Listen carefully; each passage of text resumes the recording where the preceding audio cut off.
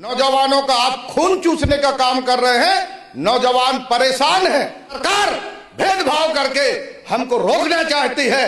कांग्रेस का विधायक है तो आपके नजरों में दुश्मन नजर आते हैं। आज मैं पूछना चाहता हूं माननीय अध्यक्ष महोदय जी, मैं बार बार कहता हूं हम ग्रामीण क्षेत्र के विधायक हैं।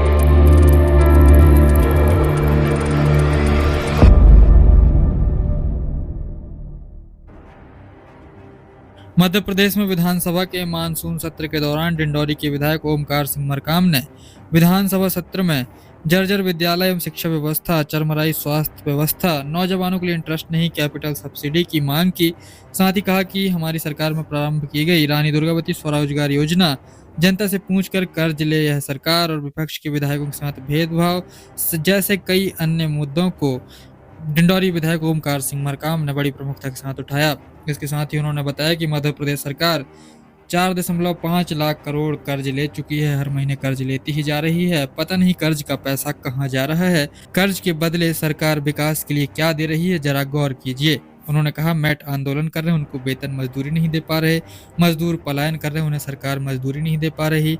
आउटसोर्स कर्मचारी लगाकर सरकार नौजवानों का खून चूस रही है और उनका भुगतान सरकार नहीं कर पा रही है। उन्होंने कहा आशा उषा कार्यकर्ता दिन रात काम कर रही हैं, वो अपने परिश्रम का पैसा मांग रहे हैं, सरकार उनका भुगतान नहीं कर पा रही है। कहा कि रसोइयों के वेतन की स्थिति दयनीय है। मात्र 4,000 रुपये महीने में घर चलाने को मजबूर हैं, जबकि 150 रुपये प्रतिदिन भी उन्हें नहीं पड़ रहा है। संविदा कर्मचारियों एवं अंशकालीन कर्मचारियों को लेकर सरकार का रवैया निराशाजनक है। उन्होंने यह तमाम मुद्दे बताया कि विधानसभा सत्र के पिछले दौरान भी उठाए गए थे, लेकिन प्रदेश की सरकार के कान में जू तक नहीं रहेंगी।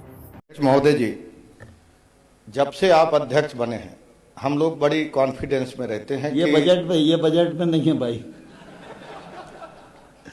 और आप जब हैं तो समय की बाध्यता, आपका आदेश सिरोधार है, पर आप समझ रहे हैं, मैं समझता हूं कि दोनों हाथ जोड़ के कि समय की बाध्यता हम समझ रहे हैं। सर्व अधिकार आपके पास है। आप अगर चाह लेंगे तो सबका मान सम्मान और आप ही हैं। अगर आप समय नहीं देंगे तो सरकार वाले। आप अपनी बात प्रारंभ करो मरकाम जी। तो मैं एक अनुरोध कर रहा हूं माननीय अध्यक्ष जी, समय थोड़ा बढ़ा देंगे, ये मेरा अनुरोध। आप करो, आगे बढ़ो। माननीय वित्त मंत्री जी, करो। माननीय वित्त मंत्री जी ने जो यहाँ पर अनुपूरक बजट में राशि 2,357 करोड़ की जो मांग किया है, माननीय अध्यक्ष महोदय जी, माननीय मंत्री जी, बहुत जिम्मेदार हमारे वित्त मंत्री जी हैं, उप मुख्यमंत्री जी हैं, पर आपने जो बजट, मूल बजट में जो आपने मांग किया है, मूल बजट में आपने कुल 4,21,032 करोड़ रुपए 3 महीना पहले मांग किए। उसमें आपका राजस्व का 2,90,879 करोड़ रुपए आय था। सरकारी ऋण इधर उधर से आपका 5,556 करोड़ रुपए मिला और आप राजकोषीय घाटा 78,902 करोड़ रुपए आपने मूल बजट में रखा था और आप 2,300 करोड़ मतलब 81,000 करोड़ आप कर्जे की तरफ बढ़ रहे हैं। और विकास के लिए आप क्या दे रहे हैं जरा सुनिए। मेट आंदोलन कर रहे हैं, उनको श्रम करने की आप अवसर नहीं दे पा रहे हैं, उनको मजदूरी नहीं दे पा रहे हैं, मजदूर पलायन कर रहे हैं, आप उनको काम नहीं दे पा रहे हैं, मजदूरों की आप मजदूरी भुगतान नहीं कर पा रहे हैं, आउटसोर्स लगा करके नौजवानों का आप खून चूसने का काम कर रहे हैं। नौजवान परेशान हैं, वो अपनी जरूरत की पूर्ति नहीं कर पा रहे हैं, आउटसोर्स के माध्यम से आप शोषण कर रहे हैं।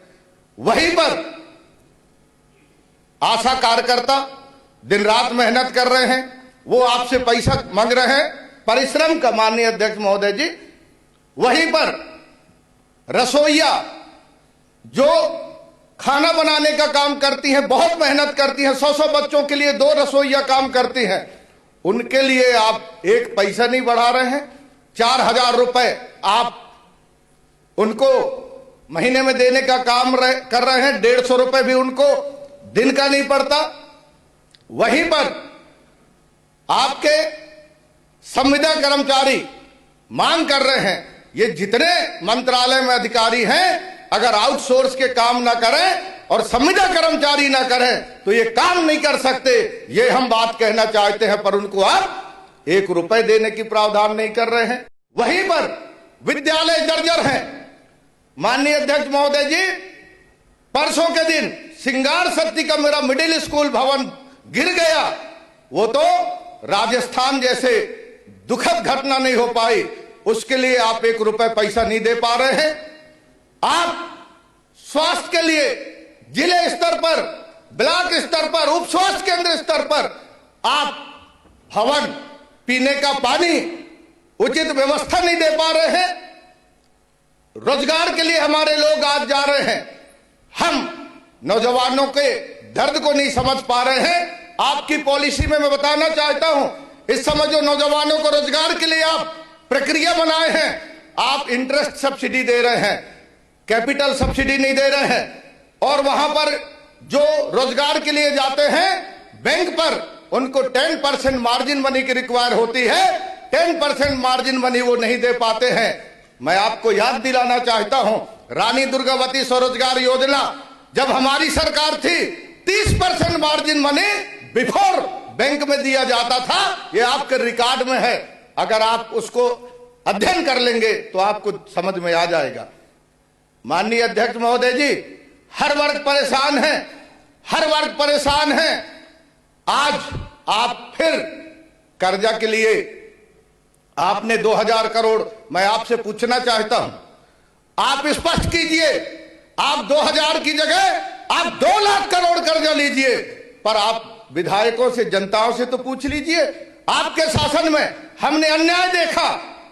अरे पक्ष का विधायक हो चाहे विपक्ष का विधायक, विधायक तो विधायक होता है। 15 करोड़ सत्ता पक्ष वालों को दे दिए, हम लोगों को पैसा नहीं दे रहे हैं विकास कार्य के लिए।